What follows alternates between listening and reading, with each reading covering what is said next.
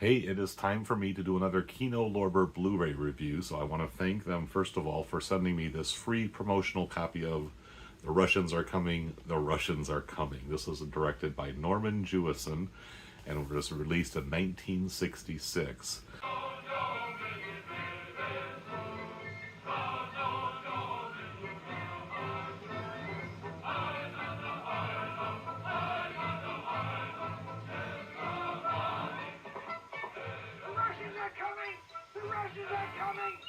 Before I get into my coverage of the movie, let me just tell you a little bit about Norman Jewison. He just recently passed away within the last couple of weeks or so of my recording this clip right here. He had a pretty fantastic career.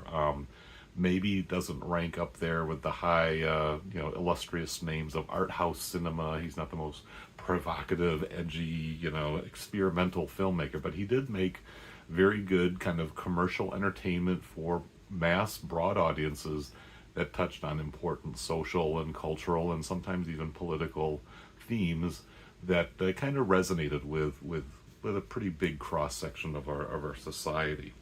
And that was certainly the case. The Russians Are Coming, The Russians Are Coming, which really taps into Cold War paranoia, end of the world concerns, kind of the idea that those bad guys out there are coming to get us and to destroy our precious American way of life.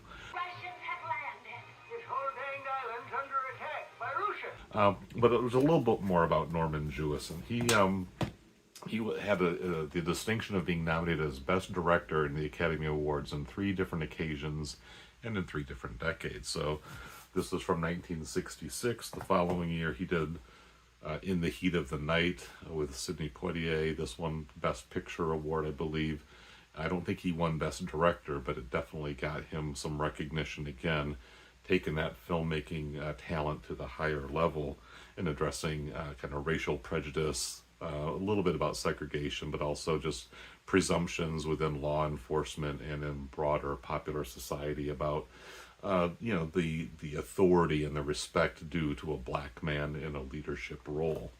And then in 1971, I don't have the Blu-ray in front of me, it's around here somewhere, I just couldn't track it down. He was directed or nominated as Best Director for Fiddler on the Roof, another fantastic film dealing with Jewish issues. And despite his last name, he was not Jewish. He was Canadian, as a matter of fact. And, he just took on the topic of Fiddler on the Roof, a great Broadway musical, very successful, very beloved, and made that story about Tevye, and the village that was displaced, and went through all of the struggles about tradition and the times that were changing around them back in Russia, back at around the early 1900s, I think is when that was set. He soon after that did Jesus Christ Superstar in the early 1970s. This is an old DVD I've got. After that, he did Rollerball, kind of another somewhat provocative and slightly controversial story. And then in 1987, this was his 3rd Best Director nomination, Moonstruck. So a couple of Criterion titles in there you saw in the Heat of the Night and Moonstruck. So rest in peace, Norman Jewison. Good man. I really seem to, what I've seen of his interviews and kind of seen of his work, I like the guy and I like how he went about his business. I like what he stands for. Let's go ahead and get into The Russians Are Coming, The Russians Are Coming. You can see from the slipcase here a pretty stacked cast as far as 60s kind of comedic actors and names are concerned. Carl Reiner was in the lead. Alan Arkin had a very prominent role as the Russian submarine captain. This was kind of his first big performance and really broke him out into what turned out to be a pretty long and successful career. Eva Marie Saint, you might recognize her from On the Waterfront, North by Northwest, Hitchcock film.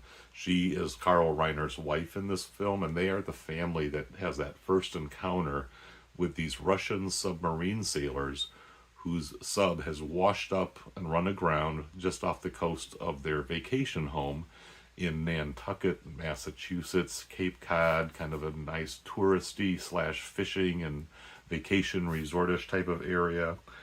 Big boats, yes. Motor power boats. All different kinds of boats, yes. They're Russian. A nice little boat. An insulated little, kind of fishing village that is suddenly finding itself in the middle of this supposed invasion of hostile Soviet communists who are intent on taking over the society and putting everybody in danger. The Russians have captured the airport. Yeah. Listen, guys, we've just got to get organized. For God's sake, we've got to get organized. Just don't panic. We've got to have ourselves a leader. It's all over, it's all over. We haven't got a chance, not a chance. This is a big misunderstanding. The Soviet sailors on the submarine had no ill intentions. They just really were looking for a way to get their submarine unstuck. And what they wanted to do was come ashore, get a hold of a few boats, tug that thing out into deeper water, and then go merrily on their way.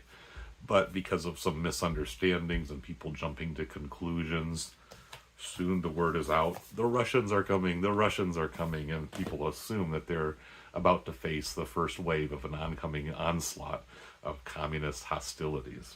Don't fire until you see the light. Get out of the way, it's Agnes Grill. Those crazy Americans, all we wanted was both to pull our submarine off the reef and go home. There's the Reverend Hawthorne, and I'm still in my nightstick.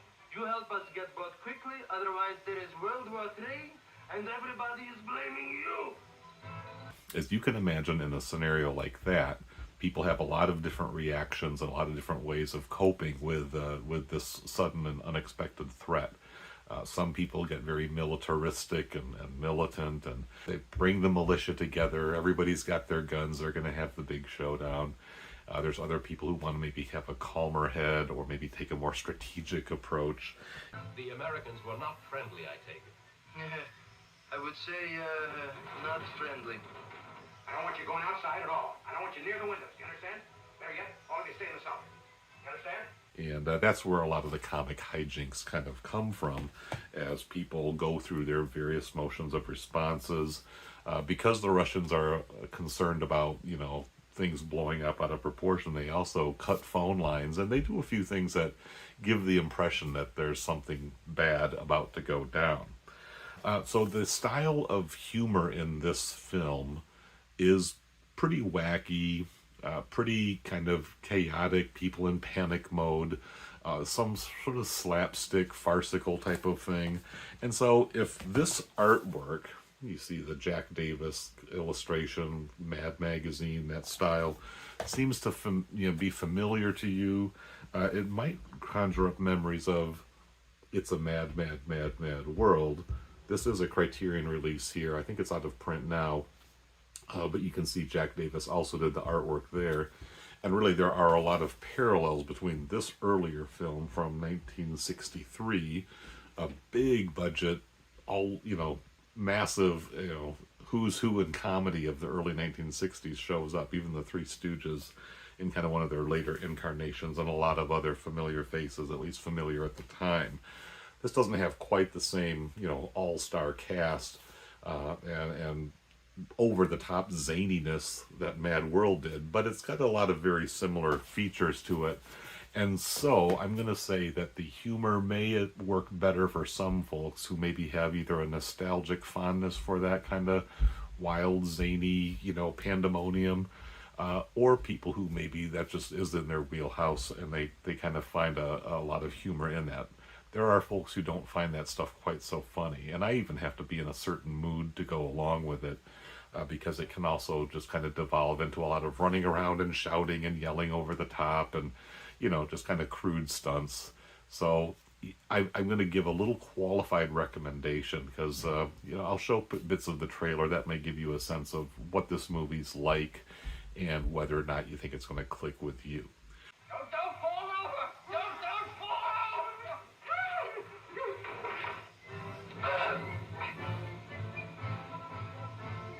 You kissing me. You big incompetent flatfoot! For God's sake, why is it we can't learn to live together? You're right, Norman.